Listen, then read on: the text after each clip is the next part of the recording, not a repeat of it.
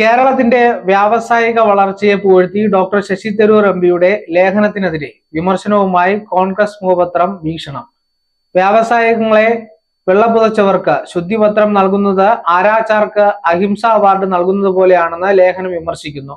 അനാവശ്യ വിവാദം സൃഷ്ടിച്ച തദ്ദേശ തെരഞ്ഞെടുപ്പിൽ UDF-നെ കുരുതി കൊടുക്കരുതെന്നും മുഖപ്രസംഗത്തിൽ പറയുന്നു.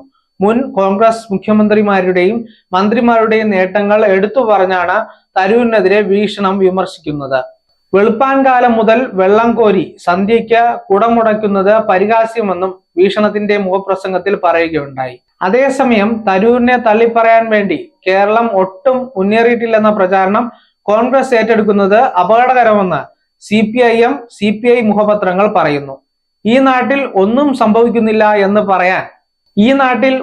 സംഭവിക്കുന്നില്ലെന്ന് പറയാൻ അസാമാന്യ തൊലിക്കട്ടിയും ഉളുപ്പും വേണം. പ്രതിപക്ഷ നേതാവും ഒരുപറ്റം കോൺഗ്രസ് നേതാക്കളും ചില മാധ്യമങ്ങളും ഈ ഗണത്തിൽപ്പെടും.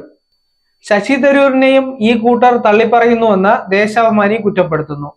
ഒന്നിനെയും അംഗീകരിക്കില്ല എന്നതാണ് ഇവരുടെ നയമെന്നും കേന്ദ്രം കേരളത്തെ ദ്രോഹിക്കുമ്പോൾ കൈയടിക്കുന്നുവെന്നും മുഖപ്രസംഗത്തിൽ വിമർശിക്കുന്നു. ഈ നിജസ്ഥിതി കേരളം തിരിച്ചറിയണമെന്ന് ദേശാഭിമാനി പറയുന്നു.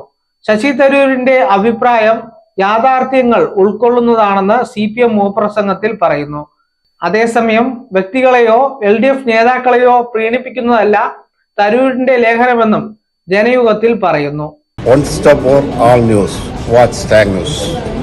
നേരിന്റെ വാർത്തകൾ നിങ്ങളുടെ വിരൽത്തുമ്പിലെത്താനായി സാഗ് ന്യൂസ് ചാനൽ സബ്സ്ക്രൈബ് ചെയ്തും ഷെയർ ചെയ്തും ഒരു ശരിയായ മാധ്യമ നിലപാടിനൊപ്പം നിൽക്കാൻ ഞങ്ങൾ നിങ്ങളെ ക്ഷണിക്കുന്നു.